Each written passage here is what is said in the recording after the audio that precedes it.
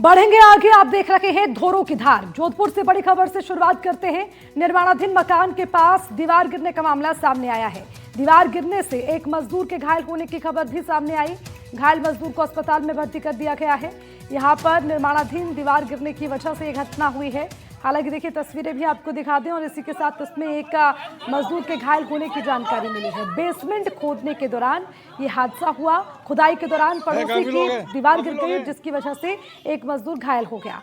Airport थाना क्षेत्र का पूरा मामला आपको बता रखे हैं और ये तस्वीरें भी दिखा दें कि किस तरह से जहां निर्माणाधीन कार्य चल रहा था वहीं पर पड़ोसी की दीवार गिरने के बाद वहां काम कर रहे मजदूरों में एक मजदूर के घायल होने की जानकारी सामने आई। पत्थरों के नीचे गिर गया तो मकान की दीवार गिरी, एक मजदूर घायल हो गया। तस्वीरें आपको दिखा रखे हैं। हालांकि यहाँ पर बड़ा हादसा हो सकता था, गनीमत रखी ये हादसा होते होते टल गया। ज्यादा जानकारी के लिए हमारे संवाददाता अरुण हर्ष हमारे साथ जुड़ गए हैं, सीधा उनका रुख करेंगे। अरुण, एक बार जो तस्वीरें हम देख रहे हैं उस पर विस्तार से जानकारी दीजिए कि दीवार कैसे गिरी और वहां पर कितने मजदूर काम कर रहे थे, कितने लोगों को चोटें आई हैं, जरा पूरी जानकारी इस पर विस्तार से। देखिए अर्चना, पहले मैं खबर को अपडेट कर देता हूँ। आपसे कुछ देर पहले की घटना है, लेकिन अस्पताल में ले जाने के वक्त अस्पताल लाते लाते रास्ते में जो युवक घायल हुआ था उसका निधन हो गया है। और जो मजदूर है वो भीलवाड़ा का रहने वाला, उसका नाम शिवलाल बताया जा रहा है। एयरपोर्ट थाना अधिकारी ने इस मामले की पुष्टि की है। अब पुलिस है जो परिजनों का इंतजार कर रहे हैं। अब घटना हुई थी एयरपोर्ट थाना क्षेत्र के सरदार सी स्कीम में, जहाँ बताया जा रहा है एक भूखंड है जो किसी डॉक्टर ने खरीदा था। पड़ोसियों का आरोप है कि ये जो है रहवासी इलाके में कॉमर्शियल एक्टिविटी के लिए बिल्डिंग बनाई जा रही थी और अंडरग्राउंड खोदा गया था। जिस तरह से अंडरग्राउंड खोदा गया था, इसी के कारण से पास के मकान की जो दीवार कमजोर हो गई थी और वो दीवार भर भरा कर गिर पड़ी और गिरने के साथ एक मजदूर जो दब गया था। हालांकि अगर बात की जाए उस समय करीब 10 से 12 मजदूर वहां काम कर रहे थे, लेकिन गनीमत रही कि अन्य लोगों को कोई चोट नहीं आई। लेकिन एक मजदूर दबने के कारण से उसको गंभीर हालत में जब अस्पताल ले जाया गया, जहां रास्ते में ले जाते वक्त उसका निधन हो गया। फिलहाल जो उसके परिजनों को सूचना दी गई है, परिजनों के आने के बाद में रिपोर्ट के अनुसार पुलिस आगे की कार्रवाई करेगी। अर्चना, ठीक है अरुण, इसके अलावा क्या जानकारी है और कौन इसकी जिम्मेदारी ले रहा है? क्योंकि जैसे आपने अपडेट इसमें दिया कि एक शख्स की जान, मजदूर की जान इसमें चली गई है, तो क्या कोई जिम्मेदारी लेने के लिए तैयार है? सबसे बड़ी बात तो सबसे बड़ा सवाल प्रशासन पर खड़ा होता है कि जो रहवासी इलाके में कॉमर्शियल एक्टिविटीज के लिए, गतिविधियों के लिए अनुमति कैसे दे देते हैं। और जिस तरह से जोधपुर में अगर बात की जाए तो अंडरग्राउंड खोदने पर रोक लगी हुई है, क्योंकि जोधपुर में जो है वाटर लेवल काफी ऊपर आया हुआ है, यानी कि 5 से 6 फीट की खुदाई पर ही पानी निकल आता है। तो ऐसे में सवाल प्रशासन पर खड़ा होता है कि किस तरह से अंडरग्राउंड खोदने की परमिशन दी है और क्यों लापरवाही जो बरती गई थी। जो सेफ्टी नॉर्म्स होने चाहिए थे, ठेकेदार के ऊपर भी जिस तरह से कह सकते हैं मामला करने की और कार्रवाई करने की आवश्यकता है। क्योंकि जो नॉर्म्स आप देखिए, जिस तरह से लोग और लेबर काम कर रहे थे उनके सर पे हेलमेट नहीं था, जिस तरह से अंडरग्राउंड में काम कर रहे थे, अचानक दीवार भर भरा कर गिरती और उसमें घायल हो जाता और आखिर उसकी निधन भी हो जाता है। तो बड़ा कह सकते हैं प्रशासन की काफी गंभीर लापरवाही है, साथ ही साथ ठेकेदार की भी लापरवाही। और सबसे बड़ा बात जो मकान मालिक है, जिसकी सबसे बड़ी रेस्पॉन्सिबिलिटी बनती है कि वो कैसे रहवासी इलाकों में जो कमर्शियल गतिविधियों के लिए अनुमति लेके इस तरह से काम करवा रहा था। अर्चना, ठीक है अरुण, बहुत बहुत शुक्रिया आपका इस खबर पर तमाम जानकारी के लिए। बढ़ेंगे आगे। भरतपुर से बड़ी खबर। गिरिराज जी की परिक्रमा पर मुख्यमंत्री भजनलाल पहुंचे, जहां पर सीएम ने गोवर्धन के राधा कुंड में भी अपनी मौजूदगी दर्ज करवाई। देखिए बड़ी जानकारी आपको दे दें, आज मुख्यमंत्री गोवर्धन के राधा कुंड पहुंचे हैं। भरतपुर में मुख्यमंत्री की मौजूदगी, सीएम भजनलाल का राधा कुंड में भव्य स्वागत किया गया। भक्तों ने मुख्यमंत्री का पुष्प वर्षा कर स्वागत किया। चाय पीने के लिए रास्ते में जहां मुख्यमंत्री रुके तो वहां भी लोग उनसे मुखातिब होने के लिए पहुंचे। बड़ी संख्या में भक्तों ने भी उनके साथ परिक्रमा की। लोगों में सीएम संग सेल्फी लेने की भी होड़ लग गई। डीग और मथुरा प्रशासन भी वहां पर साथ में मौजूद रहा। देखिए तस्वीरें भी आपको दिखा दें, जहां पर माना जाता है कि धार्मिक स्थल है, आस्था का केंद्र भी मानते हैं इसे, जहां पर आज मुख्यमंत्री पहुंचे, परिक्रमा करते हुए नजर आए। बल्कि इतना ही नहीं, वहां मुख्यमंत्री को देखकर लोगों का जमावड़ा भी लग गया। बड़ी संख्या में लोग वहां पर पहुंचे, मुख्यमंत्री के साथ सेल्फी लेने की भी कोशिश की, उनके साथ परिक्रमा करते हुए भी नजर आए। इसके अलावा सुरक्षा व्यवस्था भी पूरी तरह से वहां पर चाक चौबंद नजर आई। डीग और मथुरा प्रशासन की मौजूदगी वहां पर रही। तो मुख्यमंत्री भजनलाल का राधा कुंड में भव्य स्वागत किया गया। गोवर्धन के राधा कुंड पहुंचे मुख्यमंत्री। हालांकि बता दें, गिरिराज जी की परिक्रमा पर भी मुख्यमंत्री नजर आए और उसी के साथ पूजा अर्चना की। सुबह से ही ये सिलसिला लगातार जारी रहा। मंदिर में पहुंचे, दर्शन किए, पूजा की और उसके बाद परिक्रमा करते नजर आए, भक्तों के साथ समय बिताते नजर आए। हालांकि वहां पर लोगों ने मुख्यमंत्री के स्वागत में कोई कमी नहीं छोड़ी। जब मुख्यमंत्री वहां पर पहुंचे तो पुष्प वर्षा कर जोरदार स्वागत प्रदेश के मुख्यमंत्री भजनलाल जी का किया गया। तो देखिए, यहीं पर गोवर्धन के राधा कुंड में भी मुख्यमंत्री पहुंचे और उसी के साथ जब चाय पीने के लिए रास्ते में मुख्यमंत्री रुके तो वहां पर बड़ी संख्या में जो भक्त हैं वो उनके साथ सेल्फी लेने के लिए जुट गए। इसके बाद मुख्यमंत्री के साथ भक्त परिक्रमा करते भी नजर आए। तो लोगों में सीएम संग सेल्फी लेने का क्रेज भी नजर आया।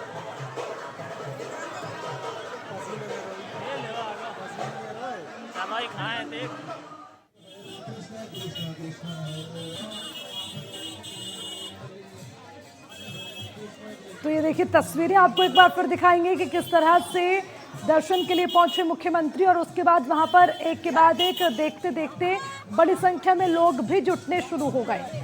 मुख्यमंत्री की मौजूदगी वहां पर देखी तो उसके बाद लोग भी इकट्ठा हुए, उनके साथ परिक्रमा करते हुए भक्त भी वहां पर नजर आए।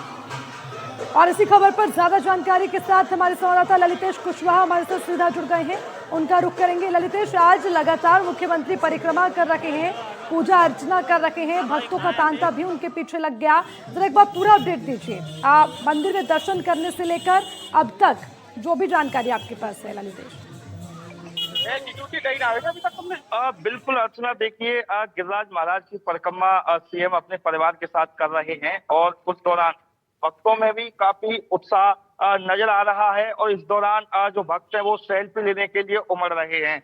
हालांकि भरतपुर प्रशासन, डीग प्रशासन और मथुरा प्रशासन की बात की जाए, तीनों लगे हुए हैं, व्यवस्थाओं को बनाने में लगे हुए हैं और सुरक्षा के पुख्ता इंतजाम किए गए हैं। हालांकि बीच बीच में भजनलाल शर्मा जो मुख्यमंत्री हैं वो आराम भी कर रहे हैं। लोग उनके स्वागत के लिए भी उमड़ रहे हैं। दान घाटी जैसे पहुंचे थे तो वहां के जो भक्त थे, गिरिराज महाराज के जो भक्त थे, वो पुष्प वर्षा कर रहे थे और उनमें काफी उत्साह भी नजर आ रहा था। जितने भी भक्त जा रहे हैं उन सभी के मुंह पर एक ही चर्चा है कि राजस्थान के मुख्यमंत्री भजनलाल शर्मा परिक्रमा कर रहे हैं। जो भक्त हैं वो रुक रुक करके उनकी एक झलक पाने के लिए इंतजार करते हैं, कई घंटे तक वो रुकते रहते हैं और इसी के चलते साथ में भी बड़ी संख्या में जो भक्त हैं वो भी उनके साथ चल रहे हैं।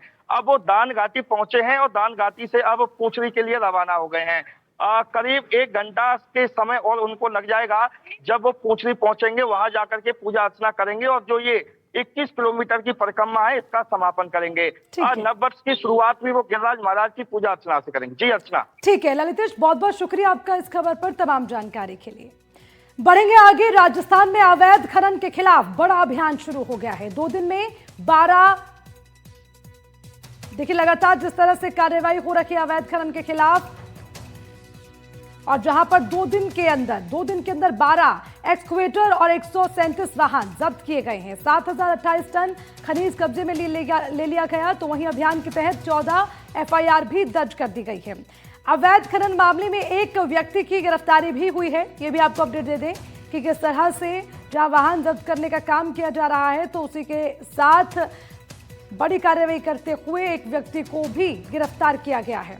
तो ऐसे ही जो इसमें संलिप्त होगा वो भी नहीं बचेगा और उसके अलावा कड़ी कार्रवाई करते हुए, एक्शन लेते हुए यहां पर नजर आ रहे हैं। तो राजस्थान में अवैध खनन के खिलाफ यह अभियान शुरू हो चुका है। 2 दिन के अंदर 12 एक्सकवेटर और 137 वाहन जब्त करने की जानकारी सामने आई है। इसके अलावा बता दें 7028 टन खनिज कब्जे में लिया गया। अभियान के तहत 14 एफआईआर दर्ज कर दी गई। हालांकि अभी आंकड़ा और कितना बढ़ेगा ये भी देखना होगा, क्योंकि फिलहाल ये 2 दिन के अंदर इतनी बड़ी कार्रवाई देखने को मिली है अवैध खनन के खिलाफ। आने वाले दिनों में कितनी कार्रवाई और होती है ये भी देखना होगा। हालांकि इसमें एक व्यक्ति की गिरफ्तारी की बात भी सामने आ रही है। अवैध खनन मामले में एक व्यक्ति की गिरफ्तारी हुई है।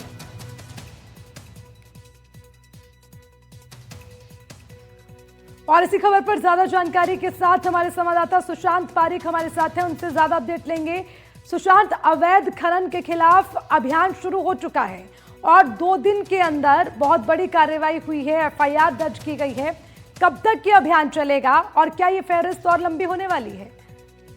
बिल्कुल 20 जिलों में अभियान है और सरकार की कोशिश और मंशा यही है कि जिस तरीके से अवैध माइनिंग की तस्वीरें राजस्थान के अलग अलग हिस्सों से आ रही थी उन पर लगाम लगाई जाए। और 2 दिनों में, अभी शुरुआती 2 दिन हुए हैं, तो आप ये देखिए कि 12 एक्सकेवेटर और 137 गाड़ियां ये जब्त कर चुके हैं। 7000 टन खनिज जो अवैध माइनिंग के तहत खोदा गया था वो पकड़ लिया गया है। 14 एफआईआर है, एक व्यक्ति की गिरफ्तारी है और अलग अलग जिलों से ये जो है, नागौर से बात करें या जयपुर ग्रामीण की बात करें या दूसरे जिलों में अलवर, दौसा, सभी जगह लगातार टीमें, और ये टीमें भी केवल माइनिंग डिपार्टमेंट की नहीं है, ये अलग अलग विभागों की है, जिसमें वन विभाग भी है। जयपुर की बात करें तो जयपुर कलेक्ट्रेट की टीम भी इसमें जुड़ी हुई है, खान विभाग भी है, पुलिस डिपार्टमेंट है। संयुक्त अभियान एक चलाया जा रहा है और ये एक बानगी है और अभियान अभी लंबा चलेगा। सरकार की मंशा है कि पूरे प्रदेश में अवैध माइनिंग के खिलाफ लगाम लगाई जा सके और एक तस्वीर जो अरावली की उजड़ी है उसको बेहतर बनाया जा सके। ठीक है सुशांत पारेख, बहुत बहुत शुक्रिया आपका इस खबर पर तमाम जानकारी के लिए। बढ़ेंगे आगे और इसी के साथ एक और बड़ी खबर, बालोतरा रिफाइनरी को लेकर सियासी बयानबाजी अब शुरू हो गई है। रिफाइनरी को लेकर क्रेडिट लेने की होड़ शुरू हो गई है। देखिए बड़ी जानकारी आपको दे दें कि किस तरह से रिफाइनरी को लेकर अब जहां एक तरफ बयानबाजी का दौर तो वहीं पर क्रेडिट की होड़ शुरू हो गई है। रिफाइनरी के उद्घाटन को लेकर सियासत गर्माती नजर आ रही है। नेता प्रतिपक्ष टीकाराम जूली ने सरकार को घेरा, रिफाइनरी का 85% काम हमने करवाया, ये अपने बयान में उन्होंने कहा है। बीजेपी अब सिर्फ क्रेडिट लेने में जुटी हुई है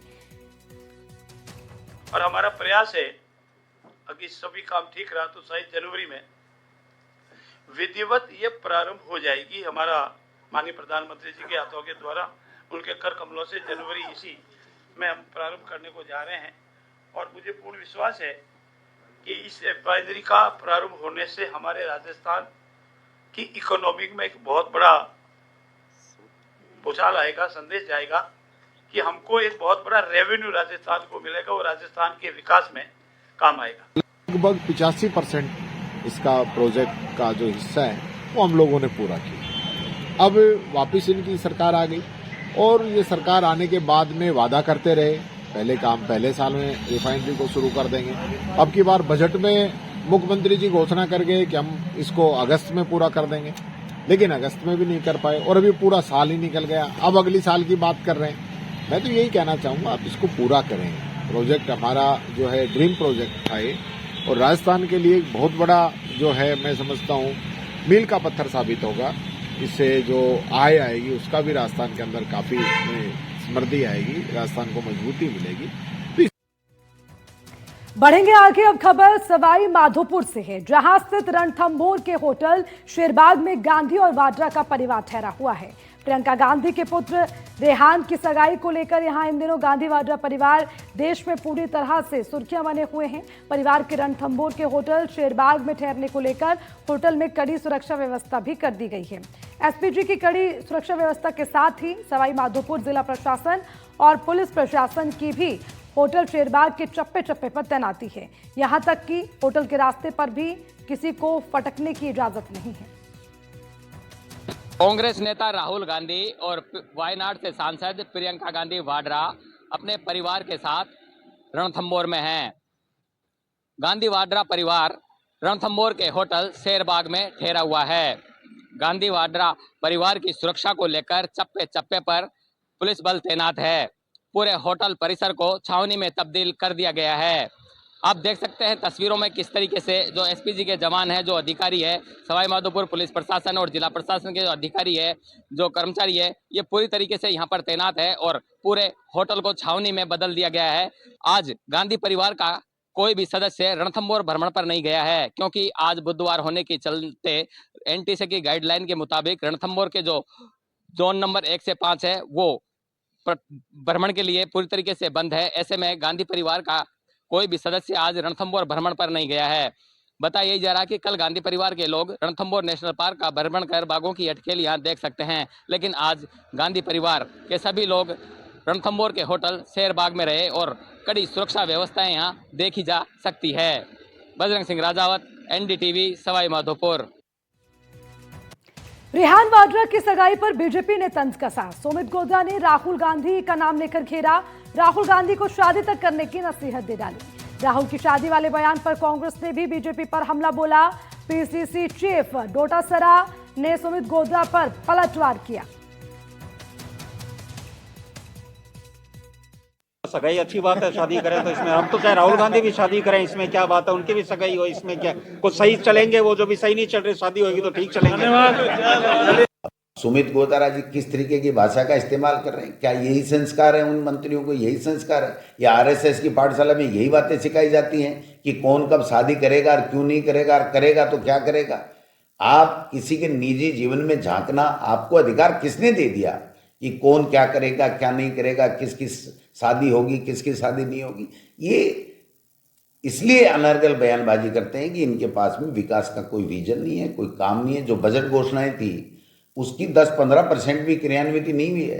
पूरा सुमित गोतारा जी किस तरीके की भाषा का इस्तेमाल कर रहे हैं? क्या ये बढ़ेंगे आगे? बड़ी खबर जयपुर से। आरपीएससी सदस्य बनने के लिए राशि देने का मामला जयपुर से सामने आया है। कथित रूप से दी गई राशि के मामले में सियासी बवाल शुरू हो गया। बीजेपी ने कांग्रेस के नेता राहुल गांधी पर निशाना साधा। कांग्रेस पर पेपर लीक का आरोप भी लगाया गया। युवाओं का भविष्य एकलव्य के अंगूठे की तरह काट दिया। बाबूलाल कटारा के बहाने कांग्रेस को घेरा। कांग्रेस के पूर्व जिलाध्यक्ष दिनेश का नाम लेकर उन्हें घेरते हुए नजर आए। जांच होने के बाद जब ये ईडी को ये लग गया कि इस पूरे बाबूलाल के प्रकरण में दिनेश खोडनिया का कोई लेना देना नहीं है, तो हम लोगों ने ट्रिब्यूनल कोर्ट जो दिल्ली के अंदर है उसके अंदर अपील करी। उस अपील में ईडी डिपार्टमेंट ने भी माना कि बाबूलाल कटारा को या पेपर लीक मामले में दिनेश खोडनिया का कहीं से कहीं तक लेना देना नहीं है। उसका जवाब वहां पेश किया गया। उस आधार पर अभी ट्रिब्यूनल कोर्ट ने भारत सरकार की उसने मुझे निर्दोष साबित किया। बढ़ेंगे आगे। बड़ी खबर जयपुर से। जयपुर जिले के पंचायती ढांचे में बड़ा बदलाव होने की खबर सामने आई है। जयपुर में अब होंगी 22 पंचायत समिति। देखिए, बड़ा बदलाव किया गया है जहां पर 22 पंचायत समिति की बात सामने आ रही है। अमृतसर नई पंचायत समिति बनी है, तो इसके अलावा बस्ती पंचायत समिति सबसे बड़ी समिति होगी। और इसी के साथ इस बुलेटिन में फिलहाल के लिए इतना ही। खबरों का सिलसिला लगातार जारी है, आप देखते रहिए एनडीटीवी राजस्थान। नमस्कार।